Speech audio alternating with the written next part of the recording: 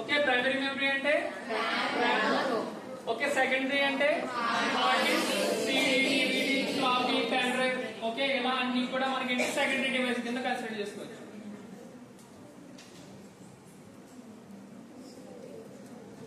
Okay swapping గురించి idea వచ్చింది కదా ఈ diagram.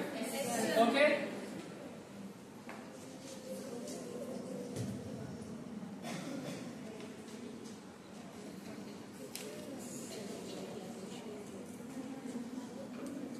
Okay continuous memory allocation అనే కాన్సెప్ట్ లో మనం చూసుకుంటే దానిలో బేసికల్ గా 2 టైప్స్ ఉంటాయి. ఫస్ట్ వన్ వచ్చేసరికి multiprogramming with fixed size partitions, multiprogramming with variable size partitions. Okay ఇక్కడ ఫిక్స్డ్ సైజ్ పార్టిషన్స్ గురించి మనం డిస్కస్ చేసినప్పుడు ఏమని చెప్పాం, ఒక ర్యామ్ ని కన్సిడర్ చేసుకుంటే ఆ ర్యామ్ లో ప్రతి అంటే ఒక 1 GB ర్యామ్ తీసుకుంటే ఒక 100 MB 100 MB 100 MB కింద అలా ఒక ఫిక్స్డ్ సైజ్ లో పార్టిషన్స్ అయితే మనం డివైడ్ చేస్తాం. ఓకే చూడండి అమ్మా, ఇది ఫిక్స్డ్ సైజ్ పార్టిషన్. మా చూడండి అందరూ బయట ఉన్నాయి అంటే మెయిన్ మెమరీ అంటే ఏంటి, మెయిన్ మెమరీయా ప్రైమరీ మెమరీ. ఓకే అంటే ఇది ర్యామ్. ఓకే ర్యామ్ లో మనకు ఫస్ట్ ఏది లోడ్ అవుతుంది, operating system. Okay operating system load అయిన తర్వాత మనకి యూజర్ ఇంటర్ఫేస్ వస్తుంది, దానిలో మనం మల్టిపుల్ టాస్క్ అయితే మనం చేయొచ్చు.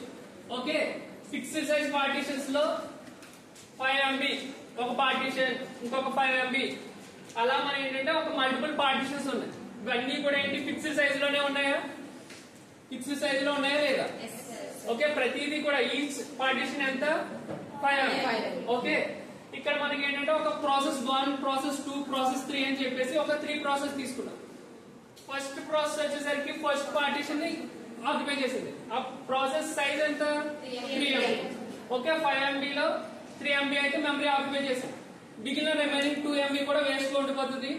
మళ్ళీ సెకండ్ పార్టిషన్ చూసుకుంటే ప్రాసెస్ 2 1 MB ఆక్యుపై చేసింది, రిమైనింగ్ 4 MB కూడా ఎంటీగా ఉండిపోతుంది. థర్డ్ ప్రాసెస్ వచ్చేసరికి 4 MB ఉంది. ఓకే దానిలో వచ్చేసరికి 1 MB అనేది వేస్ట్ గా ఉంటుంది. అలా మనకి ఫిక్స్డ్ సైజ్ మల్టీ ప్రోగ్రామింగ్ అంటే ఏంటి, ఇక్కడ ఒక ర్యామ్ అంటే మన ల్యాప్టాప్ అన్నది మల్టీ ప్రోగ్రామింగ్ గా సింగిల్ టాస్క్ సిస్టమా, మల్టీ టాస్కింగ్ సిస్టమే కదా. మల్టీ టాస్కింగ్ సిస్టమ్ అని ఎందుకు అంటున్నాం, మనం సేమ్ టైంలో మల్టిపుల్ టాస్క్లు మనం సైమల్టేనియస్ గా ప్యారలల్ గా రన్ చేస్తే దాన్ని మనం మల్టీ టాస్కింగ్ సిస్టమ్ అంటాం. అంటే ఏంటి, మనం మన ల్యాప్టాప్ కన్సిడర్ చేసుకుంటే వాట్సాప్ అనేది ఓపెన్ చేసుకుని ఉంచుకుంటాం, జీమెయిల్ ఓపెన్ చేస్తాం, ఓకే సాంగ్స్ ప్లే చేసుకుంటుంటాం, యూట్యూబ్ ఓపెన్ చేస్తాం, ఓకే పీపీటీలు ఓపెన్ చేస్తాం, పీడిఎఫ్ లో ఓపెన్ చేస్తాం. ఇలా అన్ని కూడా సైమల్టేనియస్ గా రన్ అవుతున్నాయా. అలా రన్ అయ్యే వేలో వాటికి మెమరీ అనేది ఆక్యుపై, ఎంతో కొంత మెమరీ అనేది ఆక్యుపేషన్ అయితే మనకి నీడెడ్ అవుతుంది. అలా జరిగేటప్పుడు ఇది ఒక మెథడ్ మాట. దానిలో ఏంటి, ప్రతి ప్రాసెస్ కి కూడా ఒక ఫిక్స్డ్ సైజ్ మెమరీని అయితే మనం ఆక్యుపై కి ఇస్తాం. అంటే ఎలిగేషన్ కింద ఇచ్చా ఇక్కడ ఈచ్ పార్ట్ కి ప్రతి ప్రాసెస్ కి కూడా ఒక 5 MB ఇచ్చాం.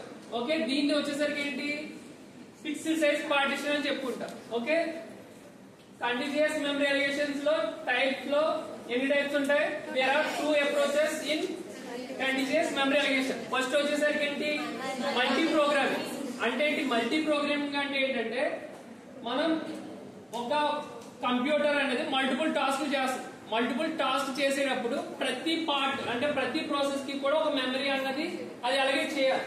అలగేట్ చేసే వేలో అది మనం ఫిక్స్డ్ సైజ్ పార్టిషన్ లో ఇవ్వచ్చు, లేదా వేరియబుల్ సైజ్ పార్టిషన్స్ లో ఇవ్వచ్చు.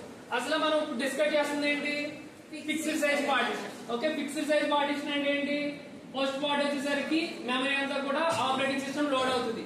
లోడ్ అయిన తర్వాత రిమైనింగ్ ర్యామ్ మెమరీ ఎంత ఉంటుందో అంతా కూడా ఒక ఫిక్స్డ్ అమౌంట్ కింద మనకి పార్టిషన్ చేస్తామట. ఓకే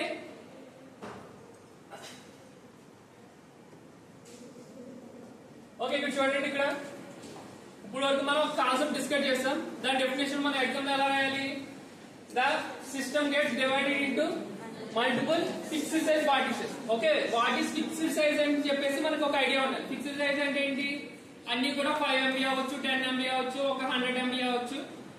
ఏదైతే మనకి ప్రైమరీ మెమరీ ఉందో దాన్ని డివైడ్ చేయడం అన్నమాట. Okay, in this type of scheme every partition May consist of exactly 1 process. Okay, ప్రతి పార్టిషన్ కి మనం ఎన్ని ప్రాసెస్ ఇస్తున్నాం? 1 ప్రాసెస్.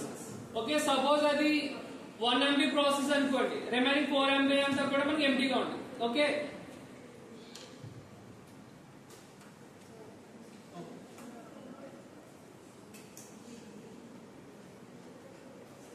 పార్టిషన్ అంటే ఐడియా వచ్చింది కదా.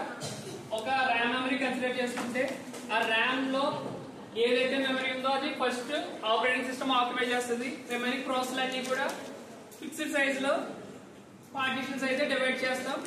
ఓకే, ప్రతి ప్రాసెస్ కూడా ఒక పార్టిషన్ అయితే యాక్సెస్ చేసుకుంటాం. అదే ఆ కంటెంట్ గుర్తుపెట్టుకుని మనం రాస్తే సరిపోతుంది ఎగ్జామ్ లో.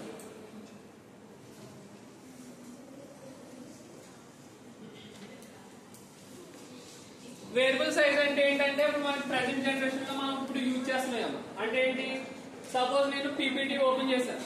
ఓకే, అది ఒక 10 MB అనుకోండి. ఫస్ట్ 10 MB ఆక్యుపై అయిపోతుంది. నెక్స్ట్ నేను యూట్యూబ్ ఓపెన్ చేశాను అనుకోండి. యూట్యూబ్ ఓపెన్ చేసినప్పుడు ఏంటి, అది ఒక 100 MB ఉందనుకోండి.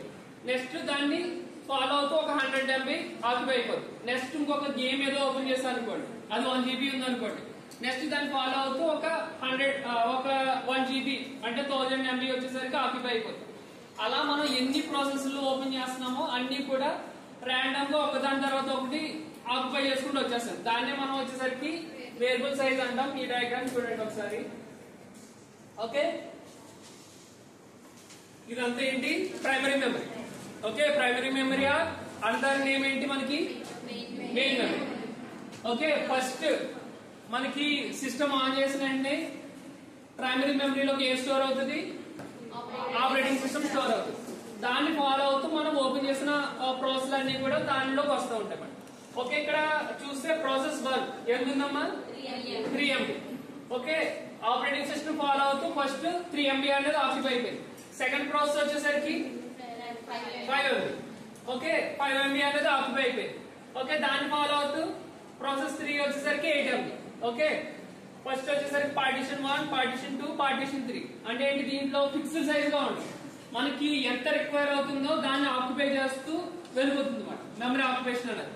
ఓకే, ఇది ప్రెసెంట్ అయితే మనం యూజ్ చేస్తున్నాం. ఇదే ఫిక్స్డ్ సైజ్ ఏమన్నా యూజ్ చేస్తున్నామా అంటే మనకు వచ్చేసరికి వేరియబుల్ సైజ్ అయితే యూజ్ చేస్తాం అన్నమాట. పార్టిషన్స్ అంటే అర్థమైంది కదా. ఓకే, ఒక పెద్ద పార్ట్ ని తీసుకుని మనం దాన్ని సబ్ పార్ట్స్ కింద డివైడ్ చేయడం.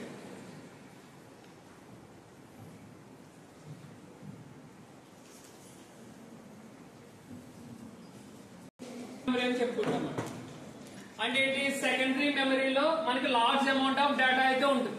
ఓకే, అదంతా కూడా మనకి ర్యామ్ లోకి యాక్సెస్ చేసుకోవాలంటే పాసిబిలిటీ అయితే అవుతుంది.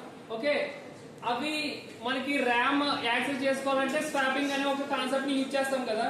ఓకే, అలా జరగడాన్ని మనం వెర్చువల్ మెమరీ అంటాం. ఓకే, స్వాపింగ్ ఇవన్నీ కూడా రిలేటెడ్ అన్నమాట. ఓకే, ఇవి జరిగేటప్పుడు ఏంటంటే మనకి పేజింగ్ అనే ఒక కాన్సెప్ట్ వస్తుంది. పేజింగ్ అంటే ఏంటంటే ప్రతి పార్ట్ కి కూడా ఒక ఐడెంటిఫికేషన్ నెంబర్ అన్నమాట. అంటే మీ అందరికి సీరియల్ నెంబర్స్ ఎలా ఉంటాయో ఈచ్ పార్ట్ కూడా ఏ పార్ట్ స్వాప్ అవుతుంది, స్వాప్ అవుట్ ఇన్ అవుతుంది, స్వాప్ అవుట్ అవుతుంది, ఇలాంటివన్నీ కూడా మనకి ఏంటంటే పేజ్ నెంబర్స్ అనే ఒక కాన్సెప్ట్ ఉంటుంది పేజింగ్ అని.